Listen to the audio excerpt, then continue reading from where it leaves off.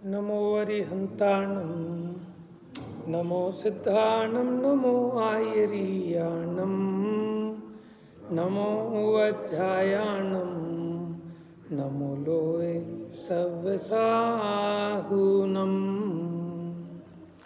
वैराग्य पाठ संग्रह अपूर्व अवसर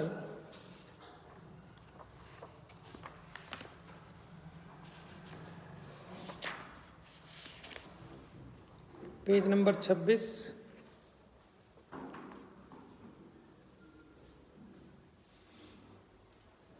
पांचवा छंद। संयम हेतु योग प्रवर्तन लक्ष्य स्वरूप जिनाज्ञाधीन क्षण क्षण चिंतन घटता जावे हों अंत द्वेष ना हो विषयों में अप्रमत्त अक्षोभ सदैव द्रव्य क्षेत्र अरुकाल भाव से विचरण हो निरपेक्षित। अब सुनिए, संयम हेतु योग प्रवर्तन माने जो मन वचन काय योग की क्रिया होती है वो भी संयम के लिए होगी। ऐसी भावना भा रहे हैं ना, कब ऐसा पूर्व अवसर आए तो मुनि दशा हो। लक्ष्य स्वरूप जिनाज्ञाधीन नहीं, लक्ष्य स्वरूप का हो। और कैसा? जिन आज्ञाधीन माने जिनेंद्र भगवान ने जैसा निरूपित किया, अपनी मनमर्जी से नहीं। यही तो गड़बड़ हो रही है जगत में, सब अपनी मनमर्जी से अपना स्वरूप अनुभव करते हैं। जैसा कपोल कल्पित उनके यहाँ कह दिया जो उनको समझ में आया। लेकिन कैसे स्वरूप का लक्ष्य करूं? जैसा जिनेंद्र भगवान की आज्ञा है उसके अनुसार। बात समझ में आ रही है? कोई कहे कि आत्मा मुझे ज्योति के प्रकाश जैसा दिखाई देता है, तो पहले देखो भगवान ने ऐसा कहा है क्या? कि नहीं लिखा आत्मा प्रतापवंत है, तेज पुंज है। तो भैया ऐसा दीपक के प्रकाश जैसा थोड़ी ही है, वो तो पौद्गलिक है, मूर्तिक है वो तो प्रकाश। आत्मा तो अमूर्तिक है। कोई कहता है आत्मा यहाँ है नाभि के प्रदेशों में, तो आप ये देखो जिनेंद्र भगवान ने ऐसा कहा है क्या है? कोई कहता है यहाँ आत्मा है।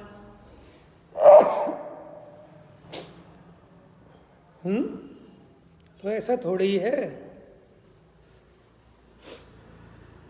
तो ऐसे लोग नाना प्रकार से कि यहाँ आत्मा है, यहाँ तो यहाँ देखेंगे नासाग्र दृष्टि करके ऐसे, तो आंखों की एक्सरसाइज हो सकती है, लेकिन आत्मा की एक्सरसाइज नहीं है वो।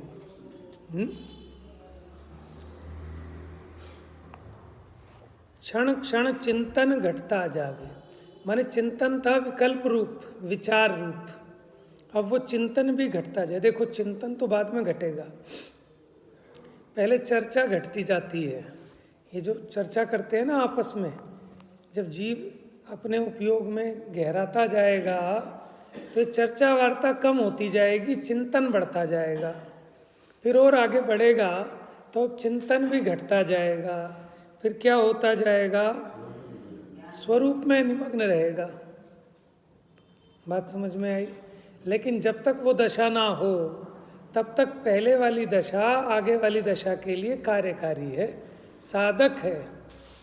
कोई वहाँ तक तो ना पहुँचे और पहले ही कह दे सब चर्चा तो बेकार है। चर्चा का क्या औचित्य? चर्चा में फंसे रहोगे। अर्चा करो नहीं और चर्चा छोड़ दो तो क्या होगा? इतो भ्रष्टा ततो भ्रष्टा। अर्चा मतलब आराधना, स्वरूप में लीन होना। क्यों?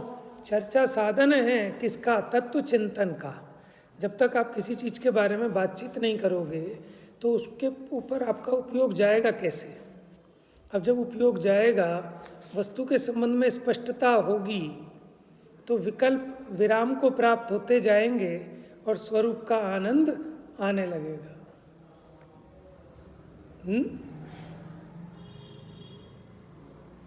देखो जैसे मानो बच्चा, मान लो कोई ऐसी मूवी देख रहा है जो सस्पेंस वाली, जिसमें क्लाइमैक्स है। अब बच्चा वहाँ विकल्प ही करता रहे, ये ऐसा कैसे करेगा, वो वैसा कैसे करेगा, तो हम भी कहेंगे भाई शांति से देख ले, इतने विकल्प मत कर, ज़्यादा दिमाग मत लगा, आनंद ले। तो वो आनंद नहीं ले पा रहा, वो टेंशन ले रहा है। समझ में आया? और जो समझदार व्यक्ति है वो टेंशन नहीं लेगा, वो उसमें अपने परिणामों को मग्न करके उसके साथ साथ चलेगा, बहेगा, तो उसको आनंद होगा। नहीं तो ऐसे जो बच्चा देखेगा वो बार बार ये पूछेगा पापा वैसे कैसे होगा, फिर इन्होंने तो वैसा किया नहीं, फिर वो हो जाएगा, ये हो जाएगा, तो सरदर्द हो जाएगा उसके। ठीक है ना? तो ये तो मैंने एक एग्जाम्पल दिया है। तो सहज होता है, पहले आपका चिंतन भी होगा, लेकिन वो चिंतन होने पर जब निर्णय की स्पष्टता होती जाएगी तो वो चिंतन शांत होता जाएगा और वो आपको वस्तु प्रत्यक्ष अनुभव में भासेगी। जब भासेगी तो वहाँ एक अनुपम प्रकार का रोमांच होगा, निराकुलता होगी, आपको लगेगा बस अब सहज रहेगा उपयोग। लेकिन वो दशा गुण स्थान प्रमाण गहराती है, ऊपर ऊपर, नीचे के गुण स्थानों में उतनी गहराई नहीं होती, उतना टाइम भी नहीं होता, थोड़े समय के लिए होती है, कम गहरी होती है। ऊपर ऊपर के गुण स्थान में उसकी उपयोग की गहराई भी बढ़ती जाएगी। गहराई समझ रहे हैं आप? मग्नता विशेष होगी और समय भी अधिक होगा और जल्दी जल्दी होगी। बात समझ में आ रही है? तो मग्नता क्या होती है कि जैसे दो व्यक्ति हैं, अब एक ही चीज़ हो, लेकिन किसी को मग्नता विशेष होती है तो आनंद अधिक आता है। अब जैसे दो जने मूवी को देख रहे हैं, एक के परिणाम मग्न हो रहे हैं तो ऐसे बस ऐसे, तो उसका मुंह ऐसे खुला रहता है, आंखें ऐसी फटी रहती, बस वो मग्न हो गया उसमें। और एक कभी इधर करेगा कभी उधर करेगा, उसको मग्नता नहीं हो रही, कभी घड़ी देखेगा कभी इधर देखेगा, है ना? अभी जैसे मानो सब लोग सुन रहे हैं, एक जैसी बात कह रहे हैं, अब सबके परिणामों में मग्नता अलग अलग है ना। जिसके परिणामों में जितनी मग्नता होगी उसको उतना आनंद आएगा। जिसकी मग्नता खूब कहेगा आज तो मज़ा आ गया स्वाध्याय में, और जिसकी मग्नता नहीं होगी आज तो पता नहीं क्या टाइम सा खराब कर दिया। तो अपनी मग्नता के हिसाब से ऐसे ही निचली भूमिका में ज्ञानी को मग्नता हल्की होती है। चौथे गुण स्थान में जो स्वरूप मग्नता है वो हल्की है, और ऊपर के गुण स्थान में स्वरूप की मग्नता अधिक है, गहराई अधिक है। और नीचे के गुण स्थान में बहुत अल्प समय के लिए होती है अनुभूति, और ऊपर के गुण स्थान में अधिक समय के लिए होती है। और नीचे के गुण स्थानों में बहुत बहुत समय के अंतराल से होती है, लेकिन ऊपर ऊपर के गुण स्थानों में शीघ्र शीघ्र होती है। बात समझ में आ रही है? तो वो कह रहे हैं यहाँ पर क्षण क्षण चिंतन घटता जावे। अब आप बताओ, चिंतन घटाना है कि बढ़ाना है? नहीं, यहाँ तो उस चिंतन की बात कर रहे हैं कि वो चिंतन भी घटता जावे। देखो, जो ही साधक हैं, आगे जाने पे वही बाधक है। पहले तो चर्चा करना उपादेय है, ठीक है ना? खूब चर्चा करो, तत्व अभ्यास करो, उससे चिंतन बढ़ाओ। लेकिन अब वो चिंतन आगे बाधक होने लगता है, अब वो चिंतन शांत होता जाता है, और जो चिंतन का विषय था उसमें परिणाम मग्न होने लगते हैं, निराकुलता होने लगती है, तो चिंतन शांत हो जाता है। ठीक है? बाहर में भी लोग कहते हैं कि थोता चना बाजे घना। जब तक गहराई नहीं होती ना तो आदमी ज़्यादा उछलता है, और जो उसकी गहराई बढ़ती जाती है त्यों त्यों उसका उछलना कम होता जाता है। ये पहचान है। वो शांत होता जाएगा, वो कहेगा बोलूँ क्या, माने सार इतना है कि जो बोलूँगा कुछ कह ही नहीं पाऊँगा, तो चुप ही रह जाता है। और जो कम जानता होगा वो दो बात ही जानता है, तो दो बात कह देगा। समझ में आया? मैंने 20-22 साल पुरानी बात है, एक विद्वान थे, वो चर्चा करी, तो उन्होंने कहा भाई एक दिन ऐसा होगा कि बोलना ना कम होता जाएगा, और हम वो चीज़ महसूस करते हैं कि वो बोलना कम होता जाता। अब क्या बोलें, माने अथाह है वस्तु का स्वरूप, कह ही नहीं सकते, क्या कहें? पहले तो थोड़ी सी बात पता चली तो उछाव होता था कि ये नई बात है, ये बताएं ये बताएं। अब तो वस्तु इतनी अनंत है, असीमित है कि क्या कहा जा सकता है, इसलिए अवक्तव्य है ना। तो यहाँ इसलिए कह रहे हैं क्षण क्षण चिंतन घटता जावे। अब स्वरूप की गहराई बढ़ रही है और वो चिंतन वो शांत हो रहा है, जिसको कहते हैं मन पावे विश्राम। रस स्वादत सुख उपजे अनुभव या को नाम। आप हर चीज में देख लो ना, आप खीर खा रहे हो, अब उसमें विकल्प ही करते रहो, अरे ये तो इलायची भी डालिए लग रहा है, ये तो इसमें केसर भी नजर आ रही है, ये तो खीर भी, इसमें चावल भी बासमती वाला है, दूध भी गिर गाय का है। तो ऐसे विकल्प करोगे तो आनंद नहीं ले पाओगे। अब आके धर्म पत्नी पूछे कैसी है, आपको उसके शब्द भी सुनाई नहीं देंगे कि वो कुछ पूछ रही है, और आपको बताने का भी विकल्प नहीं आएगा कि अच्छी है। ज़्यादा परेशान करेगी, आप हाथ से बस ऐसे कह दोगे बहुत बढ़िया है। क्यों? निराकुलित भाव से खाने तो दो भैया। समझ में आया? माने जब एक भोगी को भी निराकुलता चाहिए, उसके बिना भोग का भी आनंद नहीं है, तो फिर ये तो योग है, परम भोग है, तो इसमें आकुलता कैसे चलेगी? तो इसलिए चिंतन भी घटता जाता है, क्योंकि किसी को लगे उल्टी बात पढ़ा रहे हो कि चिंतन घटता जाए, कि हाँ तत्व चिंतन घटाने की बात है। लौकिक चिंतन तो पहले घटेगा तब ये चिंतन बढ़ेगा, लेकिन आगे बढ़ने पर ये चिंतन भी घटेगा और क्या होगा? उपयोग ज्ञान में लीन हो जाएगा। देखो कितना रहस्य है पंडित जी की रचनाओं में। राग द्वेष ना हो विषयों में, अप्रमत्त अक्षोभ सदैव, द्रव्य क्षेत्र अरु काल भाव से। देखो विषय क्या होते हैं? क्या होते हैं विषय? देखो जो भी अपने ज्ञान के विषय बनते हैं वो विषय है। बात समझ में आ रही है? अच्छा, हमारा ज्ञान 5 इंद्रियों और मन के माध्यम से प्रवर्तता है, तो 5 इंद्रियों और मन जिसको विषय बनाते हैं, जिसको जानते हैं, उसको कहते हैं विषय। लेकिन अज्ञानी जीव को क्या लगता है? जानता है, लेकिन क्या लगता है कि मैं भोगता हूँ। ठीक है ना? मन में कोई विचार किया तो उसी का भोग करता है, जबकि जाना है, समझ में, आँखों से, मैंने टीवी में कोई चित्र देखा तो जाना है कि भोगा है। लेकिन अज्ञानी भोगता है और ज्ञानी जानता है। इसलिए ज्ञानी निर्बंध है और अज्ञानी को बंध है। कानों से कुछ सुना, अज्ञानी उसमें इष्ट अनिष्ट की कल्पना करता है, इसलिए वो उसका नौकर्म हो गया, कर्म बंध का कारण हो गया। ज्ञानी उसमें इष्ट अनिष्ट की कल्पना नहीं करता, वो तो ज्ञान के ज्ञेय हैं ऐसा जानता है। ठीक है? देखो, राग द्वेष ना हो विषयों में। विषयों का मतलब ये नहीं कि बस वीतरागता से खा लो, वीतरागता से टीवी देख लो, ज़्यादा छीछी मीमी मत करो कि ये अच्छा है और ये बुरा है। इसकी ये बात नहीं है। यहाँ बात क्या है कि जो भी आपके ज्ञान का विषय बनता है, ना वो मेरे को इष्ट है और ना मेरे को अनिष्ट है। अब जानना, आंखें तो फोड़ोगे नहीं, कान तो फोड़ोगे नहीं। बात समझ में आई ना?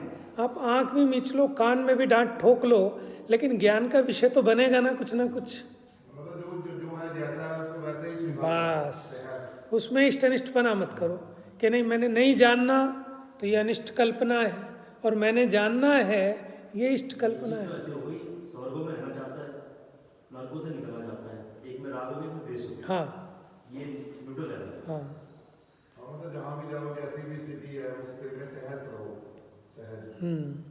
लेकिन ये जो आपने बात कही ना, इस पे बात कह रहा हूँ मैं। आचार्यों ने ये भी उपदेश दिया है जीव को, स्वर्गों का लोभ दिखाया और नरकों का भय दिखाया।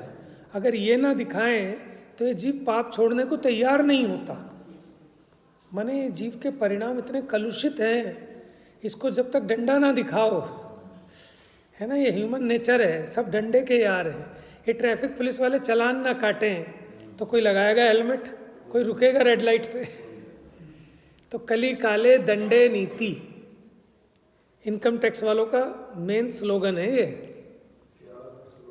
कली काले दंडे नीति, कि इस कली काल में दंड ही नीति है, तो इसीलिए लगाया जाओ पेनल्टी, तभी सुधरेगा वो। तो क्या कह रहे हैं कि आचार्यों ने नरकों का तो भय दिखाया और स्वर्गों का लोभ दिखाया, क्योंकि जीव तो है ही लोभी। और देखो ऐसे आपको ऐसा कभी चाहिए कि आपको खाने को भोजन ना मिले, कि नहीं, ऐसा तो कभी नहीं चाहते। तो भैया आहार दान दो, क्योंकि आहार दान के फल में तुम्हें ऐसा पुण्य बंधेगा कि तुम्हें भी भोजन की कमी नहीं होगी। अगर तुम ये चाहते हो कि तुम्हारे शरीर में रोग ना हो तो औषध दान दो। जिसने औषधि दान नहीं दिया उसके शरीर में रोग होते हैं।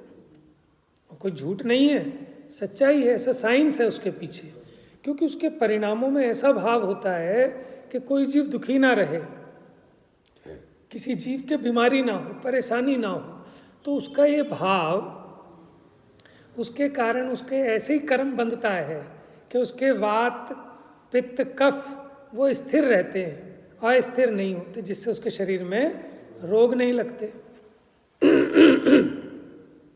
समझ में? एक बार एक व्यक्ति दूसरे लोगों को दवाई दिलवा रहा है फ्री में, माने औषधि। तो उन्होंने कहा डॉक्टर साहब मेरे को भी ज़रूरत है कि दवाई की। तो डॉक्टर ने क्या कहा, भैया तुम सबको दवाई दिला रहे हो, तुम्हें कभी ज़िंदगी में दवाई की ज़रूरत नहीं पड़ेगी। माने ये बात तो एक सामान्य व्यक्ति जानता है। समझ में? जो 4 व्यक्तियों को भोजन खिलाता है, क्या कभी उसे भोजन के टोटे पड़ेंगे क्या? अरे उसकी भूख अपने आप मिट जाएगी। समझ में आया ना? उसके पुण्य का ऐसा उदय आएगा। देखो जैसे मुनिराजों को रिद्धि होती है ना, अक्षीण संभव, क्षीर श्रावी, घृत श्रावी, मधु श्रावी, ये सब रिद्धियाँ कैसे कि उनके चित्त में इतनी करुणा थी कि उसके फल में उनको इस प्रकार का ऐसा ही कोई विशेष जाति का कर्म का ऐसा निमित्त नैमित्तिक संबंध हुआ, उनके सहज में रिद्धियाँ प्रकट होती हैं। अच्छा, उनके तो रिद्धियाँ होती हैं, लेकिन निचली भूमिका वाले के भी अपनी योग्यता प्रमाण, माने रूखा सूखा भी खाए तो भी उसको आनंद आता है।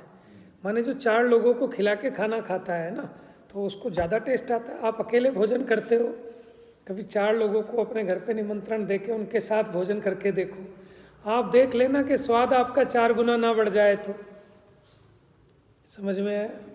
तो परिणामों का खेल है सारा। ये जीव अपने परिणामों को ही भोगता है, भोजन को नहीं भोगता, 5 इंद्रियों के विषयों को भी नहीं भोगता, अपने परिणाम को भोगता है। अपने परिणाम में जो अच्छा लगा वहाँ आनंद लगता है, और अपने परिणाम में जो अच्छा नहीं लगता, भले ही कितनी कीमती चीज हो, वो रोता रहेगा। तो यहाँ क्या कह रहे हैं, राग द्वेष ना हो विषयों में, अप्रमत्त अक्षोभ सदैव। अप्रमत्त माने प्रमाद से रहित, कषाय से रहित। अक्षोभ, क्षोभ आता है कषाय के लिए ही, क्रोध आदि के लिए। तो क्रोध आदि से रहित रहूं, माने कब आवे अपूर्व अवसर, ऐसी निर्ग्रंथ दशा की बात है। द्रव्य क्षेत्र और काल भाव से विचरण हो निरपेक्षित एव, माने मुझे किसी की अपेक्षा ना हो। द्रव्य क्षेत्र काल भाव से विचरण, माने द्रव्य के अनुकूल, क्षेत्र के अनुकूल, भाव माने इन सब के अनुकूल परिणमन करूं, और मुझे पर की कोई भी अपेक्षा ना हो। अब आइए अनुभव प्रकाश जी। क्षोभ माने क्रोध होता है, वैसे कषाय के अर्थ में भी क्षोभ को यूज कर लेते हैं। इसी को है प्रमाद से रहित।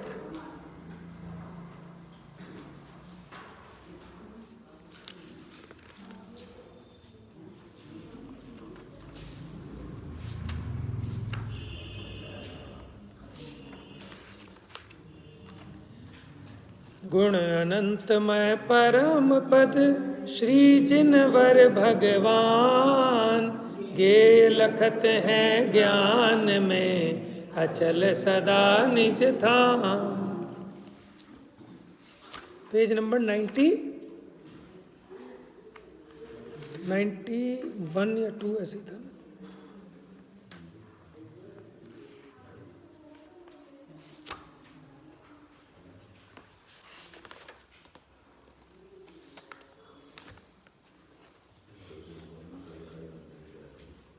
शुक्ल ध्यान का प्रारंभ हुआ था ना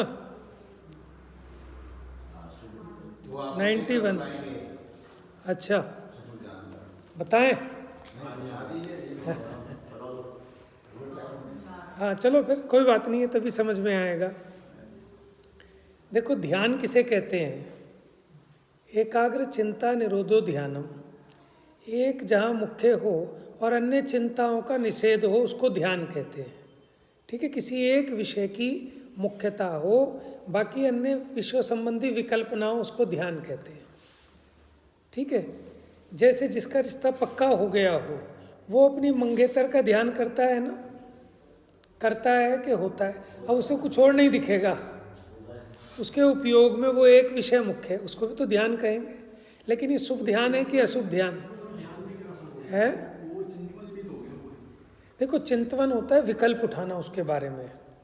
ध्यान में विकल्प नहीं उठते। विकल्प कब होते हैं? जब कभी इधर पसर रहा है, कभी उधर पसर रहा है, इसका उपयोग इधर उधर भाग रहा है, ये चिंतवन होता है। ऊहा पोह चल रहा है। ठीक है, और ध्यान में क्या होता है कि बस एक पे आपका उपयोग विश्राम को प्राप्त होता है। ठीक है, अब उसको कुछ नहीं दिख रहा, उसको एक ही एक चीज़ दिख रही है बस। अब ये खोटा ध्यान है कि शुभ ध्यान है? बताओ। खोटा ध्यान है। ठीक है, ऐसे दुकानदार को अपने ग्राहक का ध्यान चला करता है, वकील को क्लाइंट का। लेकिन एक अपेक्षा से खोटा भी नहीं है। हाँ, काफी जगह से हटकर एक पर आ गए, उस अपेक्षा से खोटा भी ध्यान नहीं है। तो वहाँ ठीक है, उसको आनंद फील होता है, लेकिन वहाँ आकुलता तो है ही ना उसको मिलाने की। लेकिन वो अपने हाथ में तो है नहीं, पराधीन है। ठीक है ना, तो हम अभी उदाहरण दे रहे हैं, अभी तो हमें सिद्धांत पे आना है। तो ये तो है अशुभ ध्यान। ध्यान तो हर जीव को होता ही है। ठीक है, अब दो प्रकार के ध्यान होते हैं, एक होता है अशुभ ध्यान, एक होता है शुभ ध्यान। जिसका विषय अशुभ हो, ठीक है ना, जो पाप आदि बंध का कारण हो, तीव्र आकुलता का कारण हो, वो अशुभ ध्यान है। अशुभ ध्यान के दो प्रकार, आर्त ध्यान और रौद्र ध्यान। ठीक है, कौन कौन से? आर्त, जिसमें परिणाम आर्त होते हैं, दुखित रूप होते हैं। और रौद्र, जैसे रावण हंसता था ना, हा हा हा हा हा, वो रौद्र रूप होता है। तो रौद्र में आनंद मानता है, लेकिन काय में मानता है भी बताएंगे। तीसरा होता है धर्म ध्यान।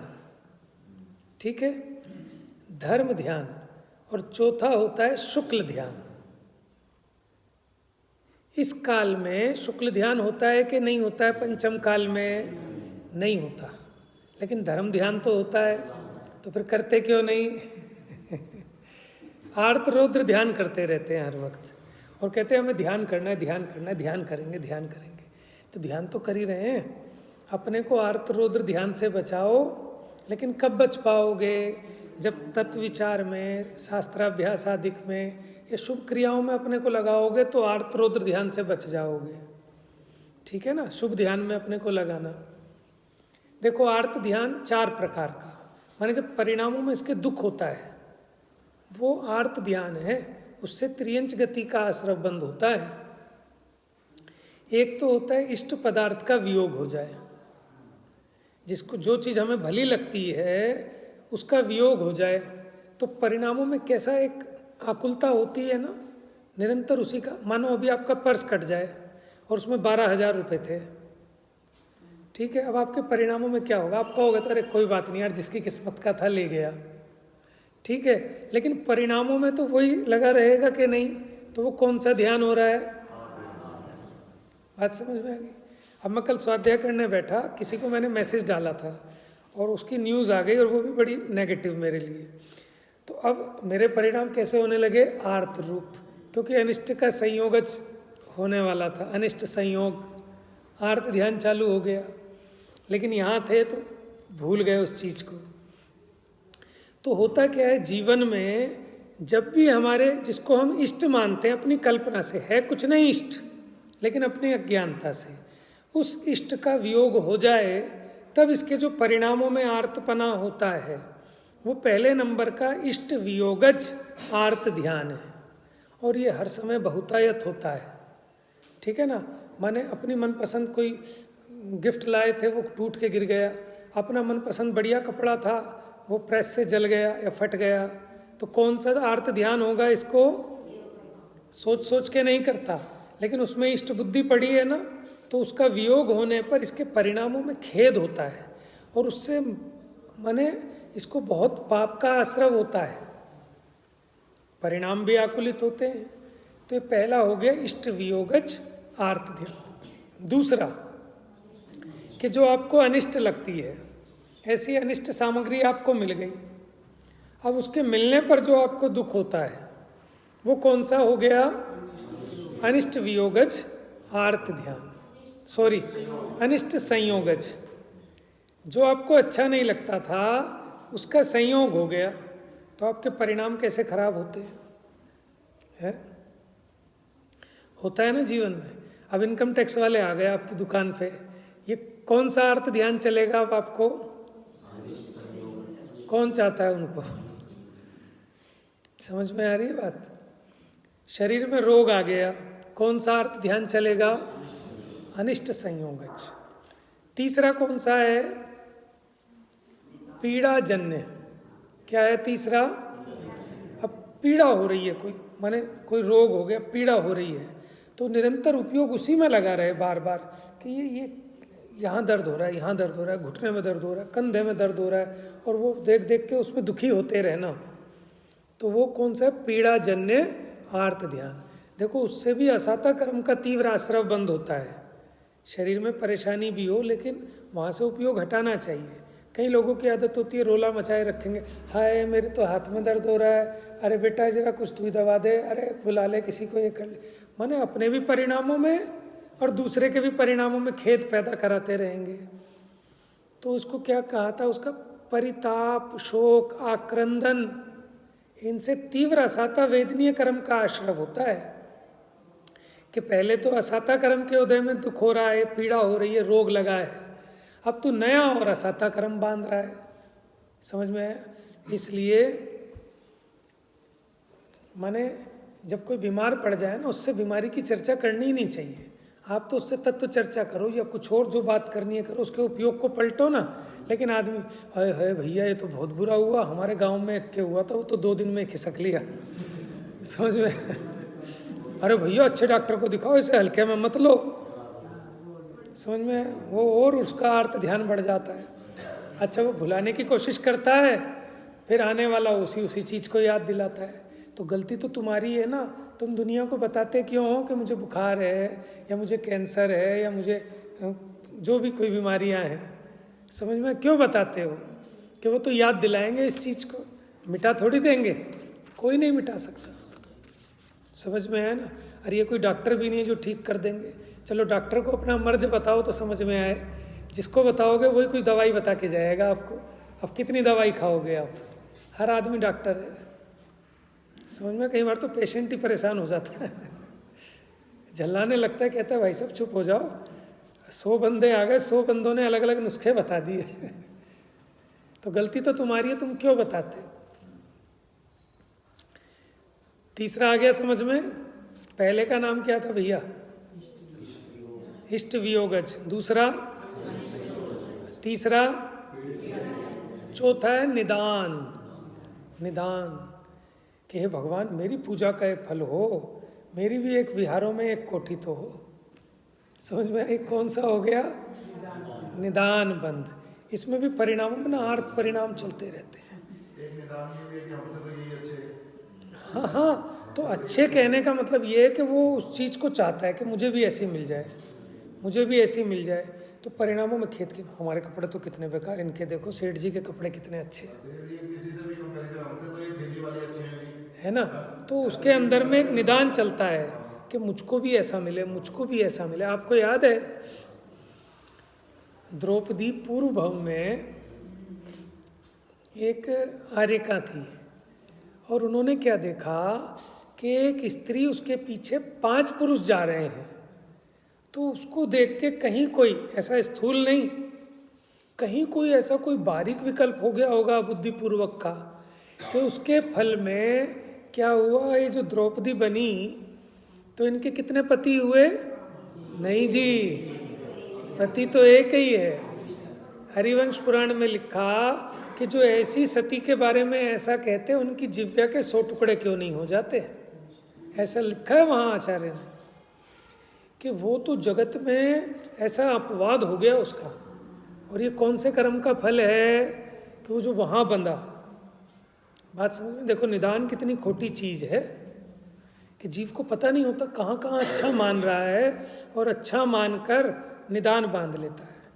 तो ये चारों भेद कौन से ध्यान के थे? आर्त ध्यान के। इसमें परिणाम आर्त रूप होते हैं, दुखी होता है मन। तो अपने को बुद्धिपूर्वक दुखी नहीं होना।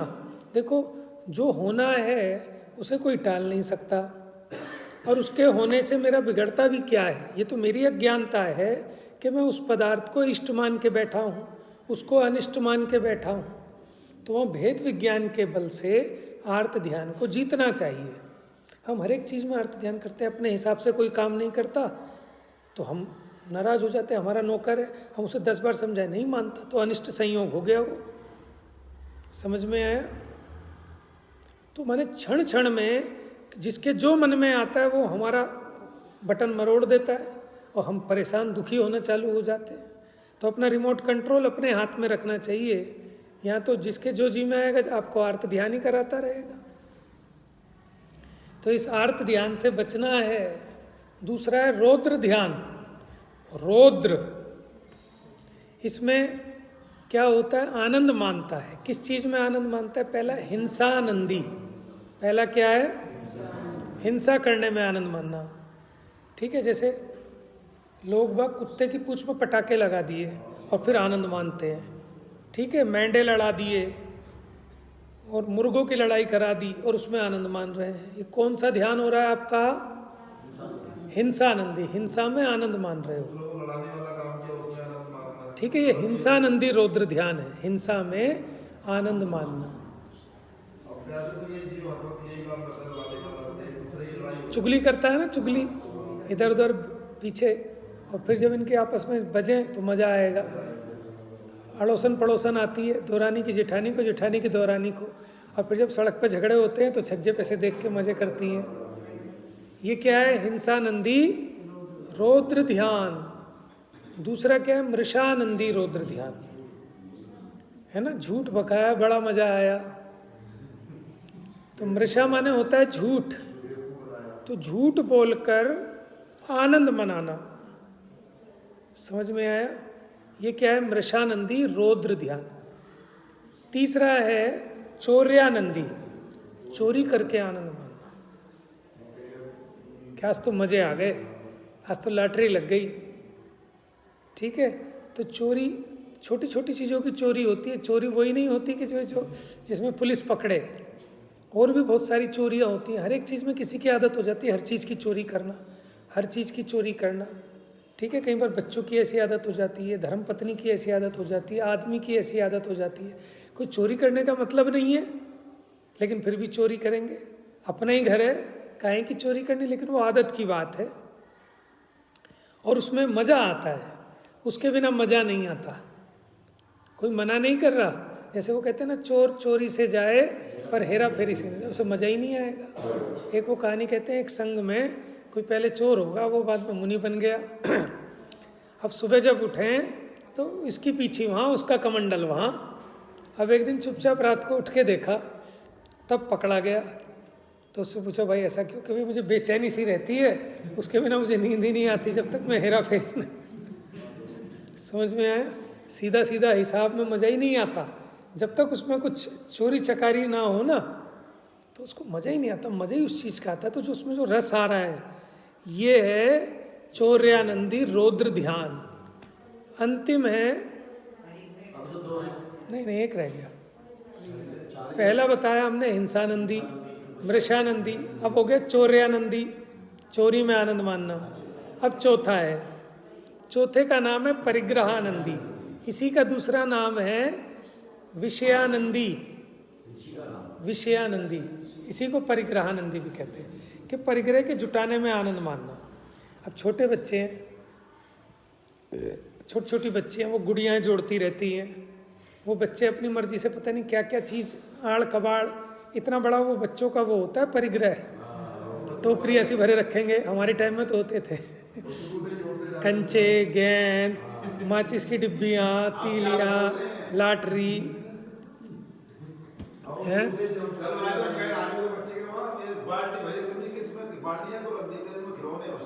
अरे उसके तो खिलौने हैं, हमारे टाइम में तो क्या खिलौने होते थे, माचिस होती थी ना, उनको फाड़ फाड़ के ऊपर नीचे के बना के रख लेते, गड्डी बना के, लाटरियाँ समझ में अब ये क्या चीज़ थी। लेकिन वो उसका परिग्रह है। और हमें याद है, हमने एक बार लॉटरी की गड्डी इकट्ठी कर रखी थी और हमारे पापा ने सुबह उठ के उसे उधर डाल दी, ऊपर छत पे से वो छजलियाँ होती थी ना निकली, उस पर डाल दी। और हमारे परिणामों में ऐसा दुख हुआ जैसे कि सच्ची के 500 के नोटों की गड्डी कोई फेंक दे। समझ में आया? तो आप ये देखो अब क्या दे रहे थे वो, समझ में? अच्छा आप ईमानदारी से बताओ, आपकी तिजोरी में जो 500 की गड्डियाँ रख रही हैं वो भी क्या दे रही हैं? ये तो मन का वहम है, उससे आपको खाना पीना नहीं मिल रहा, उसके लिए अलग पुण्य चाहिए। वो गड्डियाँ भरी रहती है लेकिन खाने को नहीं मिलता, कोई है ही नहीं खिलाने वाला। बीवी डिवोर्स ले गई, बच्चे कहते हैं भैया रखो तुम्हारी दौलत तुम्हें मुबारक हो। अब लाला जी सड़े पड़ रहे हैं और नौकर अपने मज़े मार रहा है, उसको पूछने वाला ही कोई नहीं है। तो पैसे तो बहुत हैं लेकिन खाना नहीं मिल रहा। आप किसी जगह जाओ, आपके पास बहुत पैसे हैं, कई ऐसी स्थितियां बन जाती है, मेरे साथ कई बार बनी, आप पैसे रखो अपने पास कुछ नहीं मिलेगा, रहने के लिए खाने के लिए तो कुछ नहीं होगा। पुण्य अलग अलग है ना। आदिनाथ मुनिराज के ऐसा पुण्य का उदय तो था, लोग हीरे मोती दान दे रहे थे, कन्याओं को अपनी दान दे रहे थे, लेकिन 2 रूखी रोटी दिला दें ऐसा नहीं था होता उस टाइम। तो ये अपना भ्रम है, ये पैसा कुछ काम नहीं आने वाला। लोग कहते हैं साहब बुरे वक्त में पैसा काम आता है, ये झूठ है बिल्कुल, कुछ काम नहीं आता, वो आफत का कारण और बनता है। हाँ, हमने ऐसे ऐसे उदाहरण देखे हैं साक्षात, जिन्होंने अपने जीवन में कुछ नहीं कमाया माँ बाप ने, और बच्चों ने खूब सेवा कर ली, और जिन्होंने अपनी ज़िंदगी में खूब पैसा जोड़ा ना, बच्चे पूछ के राजी नहीं, सड़ रहे हैं पड़े हुए। क्यों? क्योंकि एक घमंड सा रहता है ना, देखो उदय उस तरह से पलटता है, ठीक है, मरोड़ भी रहती है, तो बच्चे भी कहते हैं लो तुम्हें मुबारक, ऐश करो हम तो चले। समझ में आया ना? और उन्हें कोई नहीं पूछता कि पैसे तो हैं अपने आप कर लेंगे। और जिनके पास नहीं है, थोड़े से उनके परिणाम भी अंतर तो पड़ता ही होगा। एक मान लो हमारे पास बुढ़ापे में खूब माल है और एक हमारे पास बुढ़ापे में कुछ नहीं है, तो अकड़ में फ़र्क आ जाता है कि नहीं? ठीक है ना? तो ऐसे उदय भी पलटता है जीव के परिणामों के हिसाब से। तो हमने ऐसे खूब देखे जिन्होंने ज़िंदगी में एक पैसा बच्चों के लिए नहीं जोड़ा, कभी कमाया नहीं, लेकिन बच्चों ने हाथों पे रखा, और जिन्होंने खूब कमाया, खूब दिया, खूब बचा के रखा, लेकिन कोई पूछ रहे, अब वो चीज़ें भी नहीं हैं। जैसे पहले कहते थे कि झूठ मूठ की संदूकड़ी खोल के बैठ जाओ बस, ताकि बहू बेटों को लगता रहेगा माल बहुत है लाला जी पे। अब कोई फिक्र नहीं करता, कहता है लो संभालो अपना माल और ले लो हमसे, जाओ यहाँ से। समझ में आया? तो ये सब अलग अलग उदय चलते हैं। तो जैसे वो बच्चों के लिए वो लॉटरी कागज है ना, कूड़ा है, कुछ नहीं है, ऐसे ही नोटों की गड्डियाँ भी कूड़ा हैं, वो अलग उदय काम करता है। जिन पे नहीं है वो भी ऐश कर रहे हैं, ऐसे आपको दिख जाएंगे, आपसे बढ़िया पहनते हैं, आपसे बढ़िया खाते हैं, आपसे बढ़िया मौज लेते हैं, और आपके करोड़ों रुपए बैंक बैलेंस हो, लेकिन आप उनके जैसा खा नहीं सकते, आप उनके जैसा पी नहीं सकते, उनके जैसी मौज नहीं कर सकते। मैंने ऐसे करोड़पति देखे फटे हाल और कुछ खाते नहीं है, कंजूस बहुत ज्यादा। अभी विवेक भाई साहब कह रहे थे एक जगह कूड़े में 5 नोट पड़े, खत्म हो गए, इनको उठाने वाला नहीं, नकली नहीं असली। जब चलेंगे, जब वो चलेंगे ही नहीं तो उसका क्या करेगा?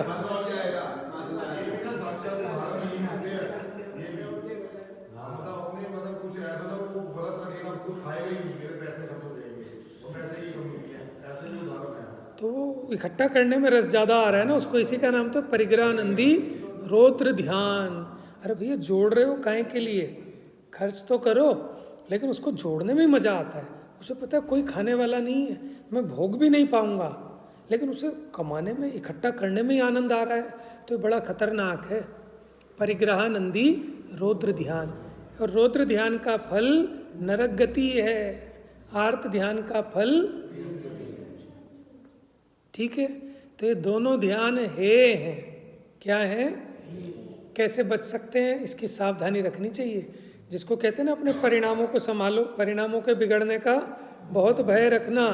तो हम जरा जरा सी चीज़ के पीछे आर्त ध्यान करने लगते हैं, जरा जरा सी चीज़ों में रौद्र ध्यान करने लगते हैं। कि किसी को मूर्ख बना दिया, 10 की जगह 20 वसूल लिए उससे और वो ले भी गया, तो आनंद मनाते हैं। और कितने लंबे टाइम तक आनंद मनाते रहते हैं। 100 रुपये के टिकट का काम 50 रुपये के टिकट में चला लिया, तो वो तो पाप जब किया, लेकिन जिंदगी भर उसका आनंद मानते रहते। भाई साहब कंडक्टर को पागल बना दिया, ये रौद्र ध्यान चल रहा है, उसका फल निरंतर पाप का बंद हो रहा है। इष्ट वियोग अनिष्ट संयोग, पीड़ा जन्य और निदान। और दूसरा बताया रौद्र ध्यान, हिंसानंदी, मृषानंदी, चौर्यानंदी, परिग्रहानंदी। अब धर्म ध्यान नाम बता देते हैं छोटे से, कल चर्चा कर लेंगे फिर। धर्म ध्यान में क्या है? पवित्र ध्यान 2 ही हैं ये, धर्म ध्यान और शुक्ल ध्यान। देखो, पहला इसका भेद है आज्ञा विचय। क्या है? आज्ञा विचय, कि भगवान की क्या आज्ञा है। भगवान की आज्ञा रात्रि भोजन नहीं करना, बात समझ में आ रही? झूठ नहीं बोलना, हिंसा नहीं करना, जीवों को बचा के चलना, पानी छान के प्रयोग में लेना, ऐसे भगवान की आज्ञा का ध्यान रखना, ये आज्ञा विचय धर्म ध्यान है। आपको बताओ, ये पानी छानना भी धर्म ध्यान है। कि हाँ भाई साहब, आप कह देते हो, कहना आसान है कि कोरा क्रियाकांड है, कि कोरा क्रियाकांड नहीं है। वो किस लिए कर रहा है? कि भगवान की आज्ञा है। ये आज्ञा विचय धर्म ध्यान है। अवक्ष नहीं खाना, ये आज्ञा विचय धर्म ध्यान है। कि क्यों नहीं खाना? कि भगवान ने कहा है। बात समझ में आ रही है? अभी परीक्षा की बात नहीं है, कि भगवान का विनय देखो ना कितना है भगवान की आज्ञा का। तो ये आज्ञा विचय धर्म ध्यान। दूसरा है विपाक। अपाय का दूसरा नाम भी है क्या? अपाय, विपाक और फिर संस्थान। अपाय विचय, अपाय में क्या होता है कि जगत के प्राणी दुखी हैं, इनका दुख कैसे मिट जाए। समझ में आया? कि जगत के जीव कैसे सुखी हों, इनका दुख कैसे मिटे, ऐसा चिंतन, ये अपाय विचय धर्म ध्यान है। कि देखो सारे जीव बेचारे मिथ्यात्व के कारण दुखी हैं, अज्ञानता के कारण दुखी हैं, अपने स्वरूप को नहीं पहचानते, वस्तु स्वरूप की खबर नहीं है, इसलिए दुखी हो रहे हैं। पर में अपना फेर फार करने की बुद्धि से दुखी हो रहे हैं। इन विचारों का दुख कैसे मिटे, ऐसा जो ध्यान, ऐसी भावना, वो है अपाय विचय धर्म ध्यान। तीसरा है विपाक विचय। विपाक विचय क्या होता है? कर्मों के उदय आदि का विचार करना, कर्म के उदय आदि का विचार करके परिणामों में समता रखना। शरीर में रोग हो गया, अब विचार करें, ये अस्थिर नाम कर्म का उदय है। ठीक है, अस्थिर नाम कर्म के उदय से क्या होता है? शरीर में जो धातुएं हैं, वात पित्त कफ, वो अस्थिर हो जाती हैं, उससे रोग लगता है। फिर ये मेरे असाता कर्म का उदय है। ठीक है ना, खूब पढ़ता हूँ लेकिन मुझे याद नहीं रहता कि ज्ञानावर्णी कर्म का उदय है। और ज्ञानावर्णी कर्म का बंद कैसे हुआ होगा? कि मैंने किसी के ज्ञान आराधना में विघ्न डाला होगा। तो इस प्रकार का जो विचार करना है, यह है विपाक विचय धर्म ध्यान।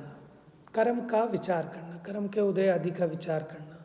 तो फिर उसे दूसरे का दोष नहीं दिखेगा, अपना ही दोष दिखेगा और अपनी भूल को सुधार कर सुखी होना चाहेगा। अंतिम है संस्थान विचय। संस्थान कहते हैं आकार को, लेकिन इसके भी 4 भेद नहीं। संस्थान विचय ही है पिंडस्थ, पदस्थ, रूपस्थ, रूपातीत।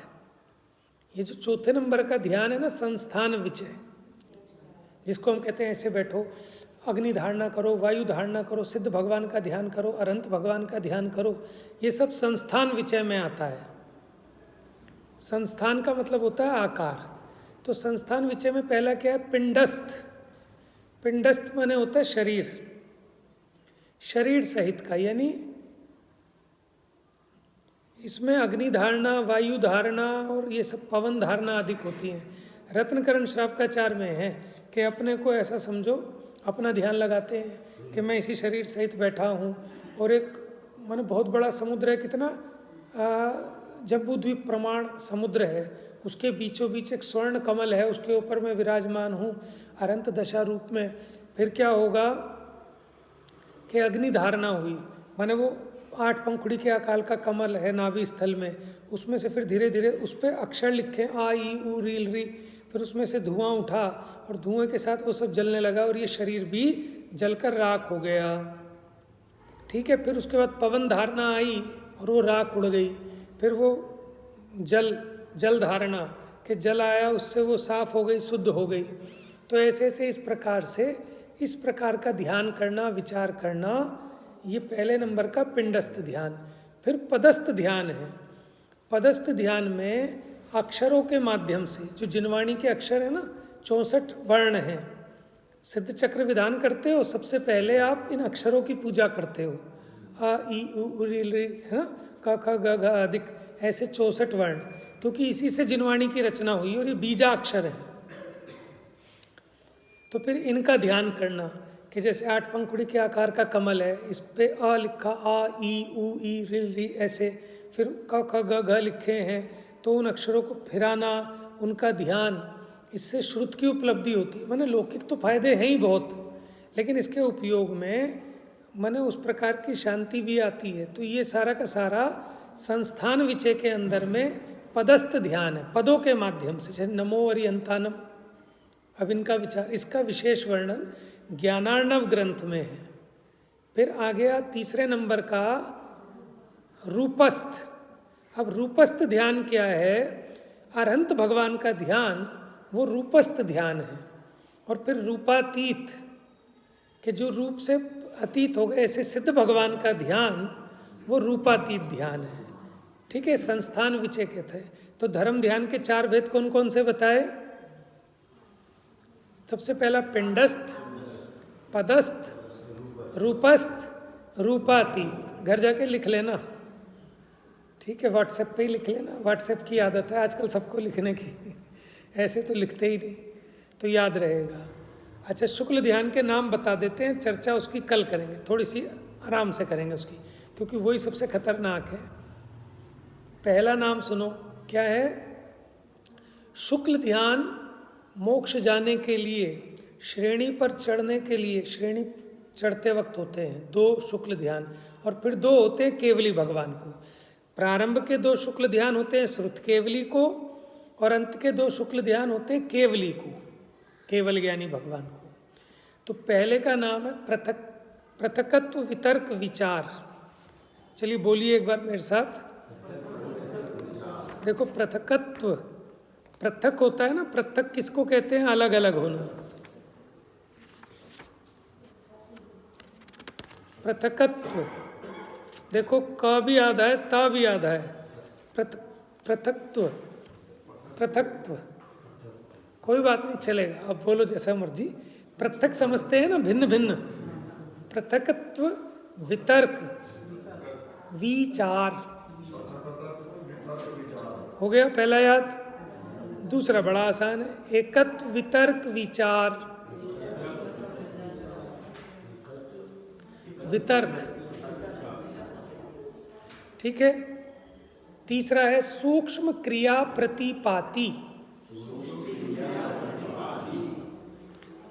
विच्छेद करोगे तो हो जाएगा सूक्ष्म क्रिया अप्रतिपाती, है ना। फिर है व्युपरत, बोलिए व्युपरत, व आधा, व्युपरत क्रिया निवर्तिनी, निवर्तिनी, व्युपरत क्रिया निवर्तिनी, ठीक है। कल लिख के भी बता देंगे, थोड़ा सा वो आपका पद भी ध्यान रहेंगे ना, तो वो थोड़ा सा ख्याल रहता है। इसकी चर्चा अब हम कल करेंगे। जा वाणी के ज्ञान से सूझे लोकालोक, सो वाणी मस्तक नमो सदा देत हूँ धो।